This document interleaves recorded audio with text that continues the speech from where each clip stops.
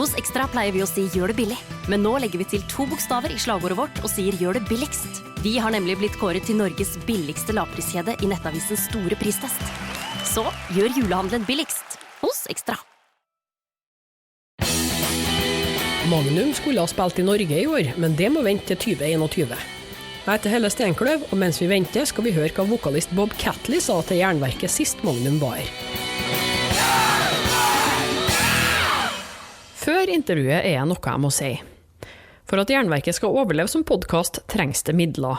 Og du kan bidra med støtte månedlig via patreon.com/jernverket eller gi en enkeltsum via Vipps-nummer 567438. Beløpet er selvsagt valgfritt. All informasjon står nederst i episodebeskrivelser med lenker som fører deg rett til kassen. Tusen takk for alle bidragene så langt. Jeg klarer ikke dette uten deg.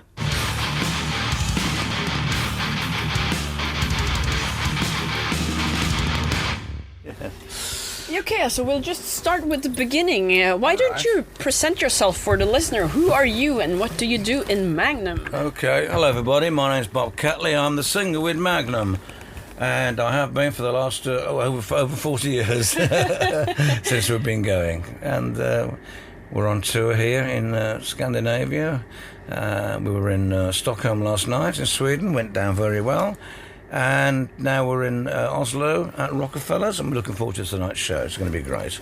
Okay. I understand it's quite a while since you've been to Norway the last time. Yeah, we used to play in Norway quite regularly in the 80s. And then it kind of stopped happening. I think we lost the promoter that used to book us up here, Dave Boy Green, I think his name was, and he used to book us regularly in Norway. We used to play in Trondheim quite a lot, you know, and Oslo. But that was back in the day, you know. But now we're back here with a new album and a new lineup in the band. And it's going good, and I'm looking forward to tonight because we haven't played in Norway for a long, long time. So I'm hoping that a lot of people will come and see Magnum this evening here in Oslo. That would be great. All right. Yeah. And this is quite a special year because it's 40 years since the Kingdom of Madness, and it's also the year for your 20th album. That's right. Have you planned all this? No, I don't know. It just happened. Crazy, isn't it? Yeah, 40 years since the first album, 40th anniversary. We haven't done anything about that because we got a new album out, so we'd rather promote that than do an anniversary tour. We just want to do a normal tour with a new album. It's going great, and it's our 20th album. Wow, I can't believe it. 20 albums, wow, yeah. First one was on in 1978, Kingdom of Madness. Yes, and we've been doing songs from that album over the years, but they've been superseded by later songs, of course.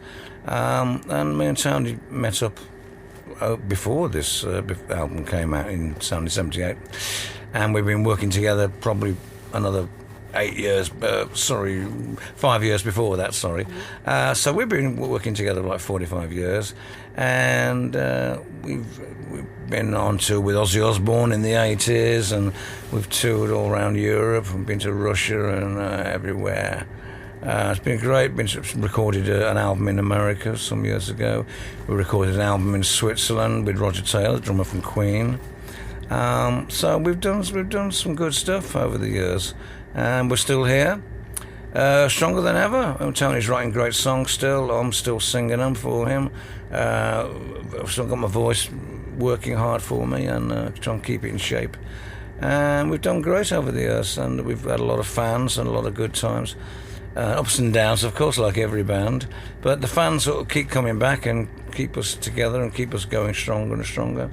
And it's a really nice feeling we have, because the music, the songs contain quite a lot of lyrics that people can get into. Right, you know, it's not just rock music, straight ahead stuff. That's quite involved, some of the songs. And we have a really loyal following. So we're still here, so great. I mean, we're all getting older now, but a lot wiser, and we've had management problems and record company problems and stuff like all bands. A bit like Spinal Tap, only the real thing. Yeah. You have any good Spinal Tap-ish stories or any? No. I mean, Spinal Tap's like comedy film to me, based loosely on some bands in the rock business. Funny stories? No, I don't know stuff. You have to be there. I'm not very good at telling funny stories, people. But it's not my thing, really. We're more of a musical band, you know. Funny stories. I mean, there's a lot of stuff that happens on the road that stays on the road and with bands, you know, and you don't really talk about it. But I mean, our keyboard player fell off the back of the stage set once. No, it's funny now, but it wasn't funny at the time. We're walking on to sound to the start of the show. The intro tape was going. It was all in darkness, and we all come on and quietly round the back. And it was quite. We had quite a big high stage set back in the 80s up in Glasgow Barrowlands, I think it was, and we came round and somebody was. We have the crew to torch you, see where you're footing, so you don't fall over things. But our keyboard player, Mark Stanway at the time, he didn't have anybody to torch him, so he just walked on, and there's like a 12-foot drop at the back of the stage area, and wow, and he went a right cropper, I tell you, and he really hurt himself. And I mean, it's funny looking back on it now, and we all took the mickey out of him, but he really hurt himself. It's a shame, poor old chap. We've had several accidents like that, trying to get onto the stage, and I was in Germany once, and I was late trying to get on the stage, and I went through the wrong door, and I came through the back of the backdrop curtain right at the back, and it was like a bit of a Hello Cleveland job, you know, where, again, Spinal Tap, you know. And I was completely lost, and I was doing this with the curtain, and people could see me doing it. You know, what's all this rustling of the curtain, you know? And I came round, all right, a big word of approval. And stuff like that happens back in the day. We had a kabuki curtain once in Sheffield City Hall in England, and it's supposed to. It was a curtain, a blackout curtain that blocks off everything behind the curtain, and the band, the intro start, the band kick in, bang, bang, bang, and it's supposed to drop, so you see the band, there you go, you know, hooray. It's great when it works. This one didn't work. Nothing. We're bang, bang, bang, and nothing came, and just there, and we're playing away, and there's this curtain still there. Oh my God! No, here we go. So some of the crew were like hanging onto it, trying to pull it down, and it sort of looked like a bit of a joke. We had to come round the side of the curtain rather sheepishly, and like, oh hello, here we are. And it was so unprofessional. It was supposed to be like the big, you know, the wow, fantastic, and it ended up a bit of a joke actually. So silly stuff like that, and the story behind the title of "Lost and Around to Eternity." That is... Or Lost on the Curtain to Eternity? No, yes, that's right, yeah. We got a bit lost, yeah. That could be, yeah. Well, Lost on the Road to Eternity is a great title, I think. But it's basically about sometimes we all get lost in life and we need help to get back on the right track, and I think we've all been there, most of us anyway. But it's depicted in the artwork on the front, which is by Rodney Matthews, and Tony told him what the title was, and he came up with some imagery of characters from storybooks and films. Alice in Wonderland and Judy Garland in The Wizard of Oz, and the Tin Man, and the Lion, and the Straw Man, and other characters depicting all coming out of the woods and all a bit lost and bumping into each other, you know, going, you know, where are we? You know, we're all a bit lost on the road to eternity. It's all a bit tongue-in-cheek, but it's a very colourful painting on the front, and we have the Grim Reaper there, who's the backdrop to the show, and he's all there, and he's with his big scythe and that. But he's not a nasty Grim Reaper. He's got a Mickey Mouse badge on him, so he's a nice Grim Reaper, you know. A lot of detail. Yes, it's very detailed. Yes, but we've always done that over the years with the albums, you know, highly detailed artwork by Rodney Matthews usually. Good friend of ours, and it really suits the music and what we're about, you know. you could have simpler covers, but it wouldn't depict anything that the music's trying to say. So, and I think we're known for in-depth artwork just as much as we are for in-depth songs, really. So the one goes with the other. Yeah. But how does the band work with the albums? I understood that Tony writes almost everything for Magnum. He does, yeah, that's right. How has he it been like having him in this role for so many years? How do you participate in this? He brought songs along to where we used to play in a nightclub in Birmingham years ago. We're a covers band. He joined Magnum. He joined me as Magnum, it was just like for people to dance to, and earn money every week and go to the bar and have a drink. And he got a bit fed up with that. He said, "This is boring. I don't want to do this unless you want to. I've got some songs. Would you like to play some of my songs?" I said, "Yeah, cool." So we started playing his music, and a lot of those songs ended up being the first album, King of Madness, when we left the Rumra, because we got the sack actually, and we weren't doing what we were paid to do. People couldn't dance to it. "Oh, we don't know this one." And of course you don't. It's an original song, not in the charts. So we moved on and we started earning a living around the country and doing support tours up and down the country and abroad with UFO and Judas Priest. That was a good tour back in 1977, and we started recording some songs of Tony's, and a mate of his, Jeff Lynne from ELO. He said, "These are good stuff. Do you want me to take them down to Jet Records in London?" We said, "Yeah, do it. Please do that." And Don Arden at Jet Records, who owned Jet Records at the time, he said, "Yeah, come on down and make an album. I'd love you to do that." So we touched lucky with there through Jeff, and we went down and made an album, and of the songs mainly of what we've been doing at this nightclub and on the road in the previous year or two. And so Tony's always written the songs. They're great songs.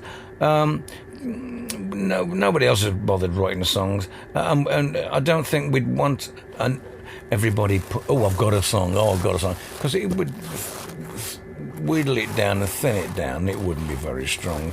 So it's better to have one guy, for us anyway, not for everybody, but for our band, Magnum, it's better to have one songwriter, and that's it. And that's the direction of the band, and that's how it's worked all these years. And everybody's been quite happy to go with that, especially myself. I couldn't write a song if I tried. Are you joking? But I can sing them, especially Tony's songs. I sing other people's songs on occasion. I've done some solo albums in the past, working with some very good songwriters. But I've always come back to Tony Clarkin, and I just love his music, his lyrics. They're really made for me. He said to me, "I write for you, Bob, nobody else." I said, "Thank you, Tony, that's great, that's lovely to know." And so we've been very loyal with each other over the years, and we get on great. And I can't think of a better songwriter or a nicer guy to work with than Tony Clarkin. I really can't. And that's why we're still here.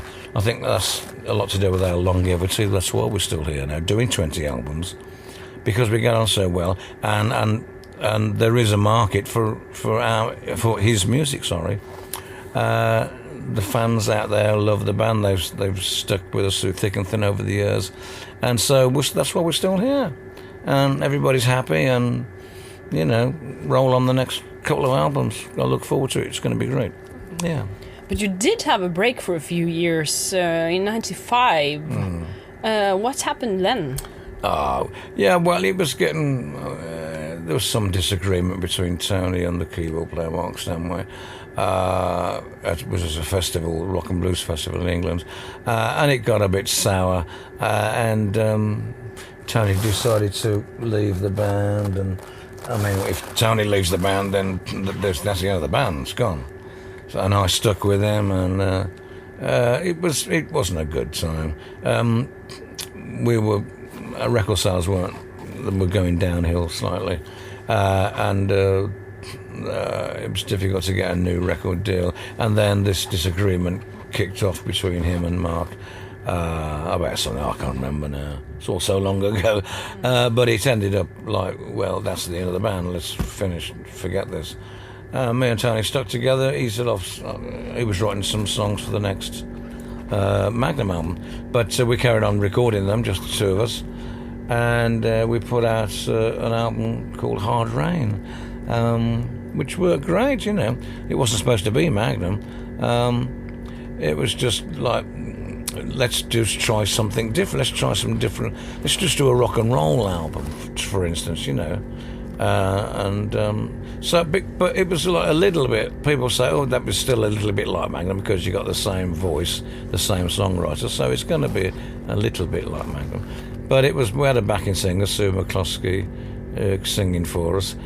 So it was more rock and roll and duet stuff with me and her, and it worked well for a time. And we did two Hard Rain albums. But we only toured in the UK, unfortunately. We didn't bring it to Europe, so it didn't grow, you know. It just went round in circles and went down a plug hole.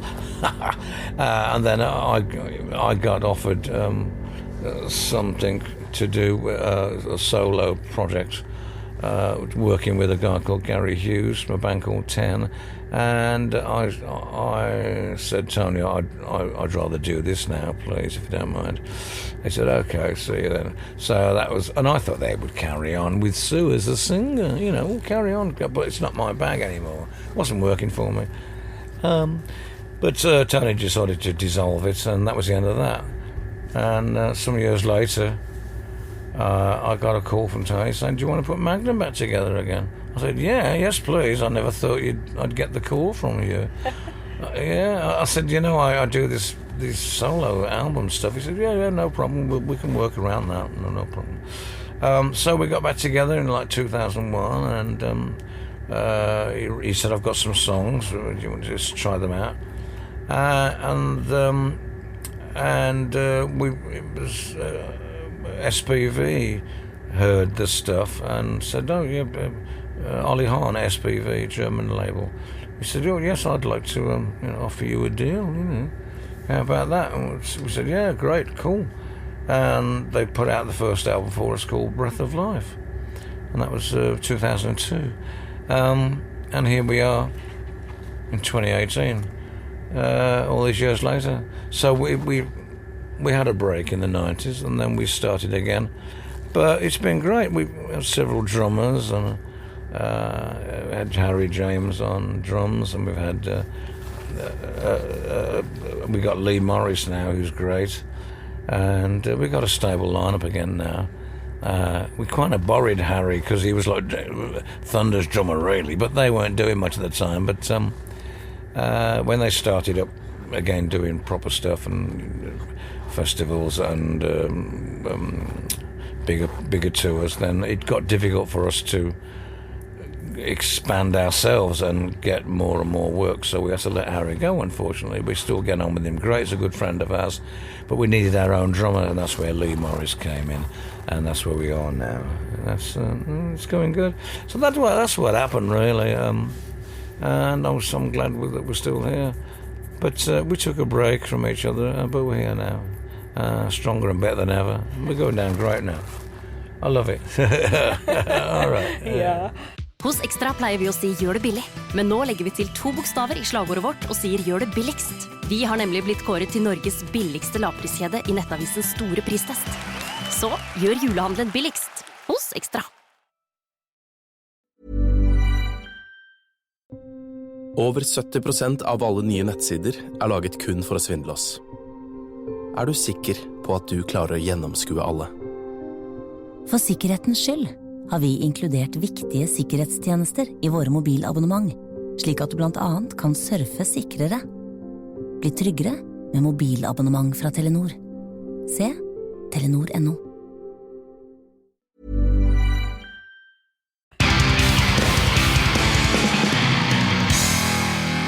When you look back, which Magnum album are you least pleased with? Which Magnum, sorry? Album. Which album are you least pleased with? Like, this album is the one that's... No. worst? Right. In your eyes. I don't know. I mean, they've all got something. I love all of them in part. This one is our best album to date, I believe, and it's my favourite one. The least Magnum album, the Magnum album I least like.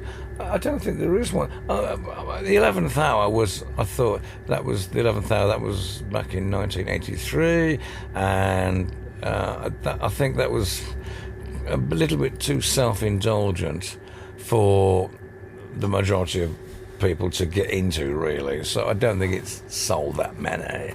But there's good songs on there, but the production wasn't that good, really.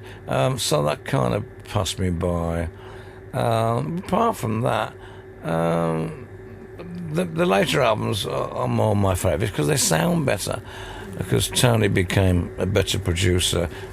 We used other producers. We went to America and used expensive guys in America.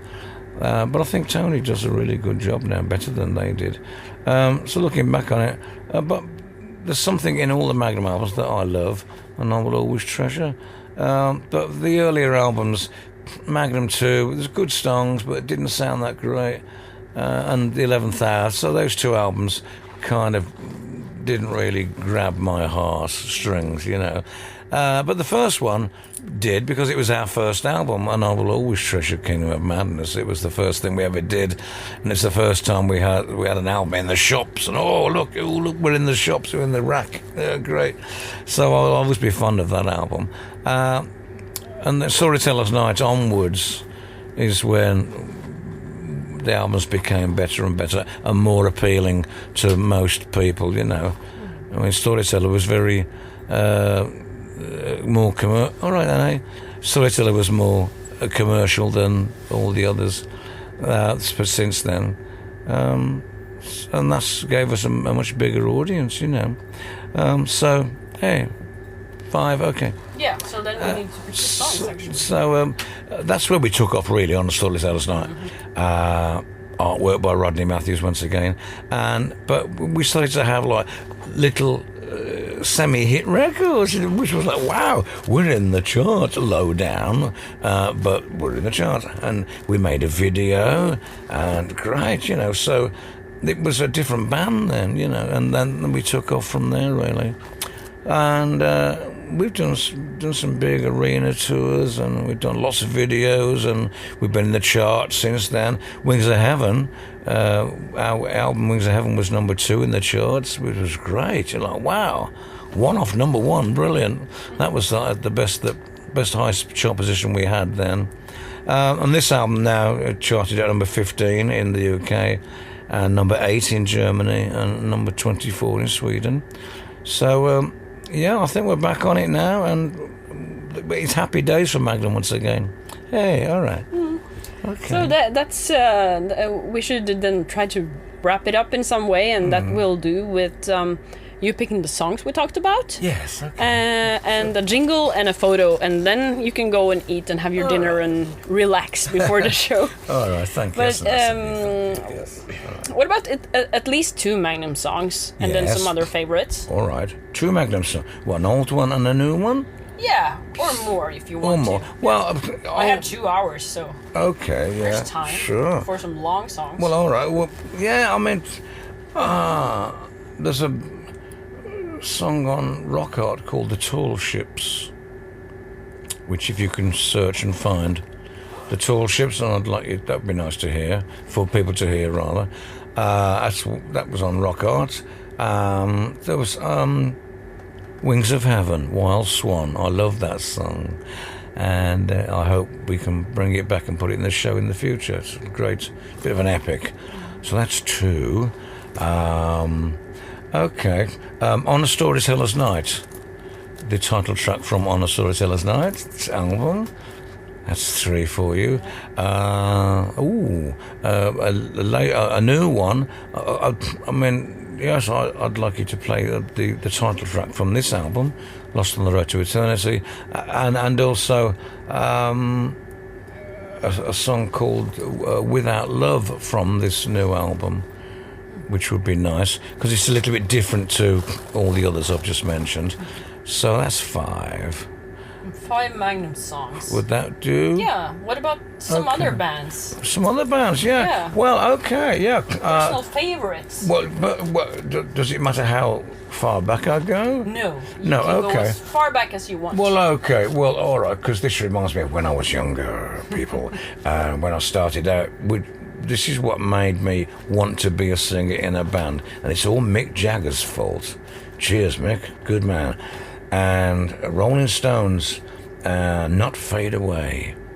If you could search and find that one, that would be brilliant. I love it. And that's the reason I'm here, actually, the Rolling Stones. And I think Not Fade Away was the first thing I heard from them.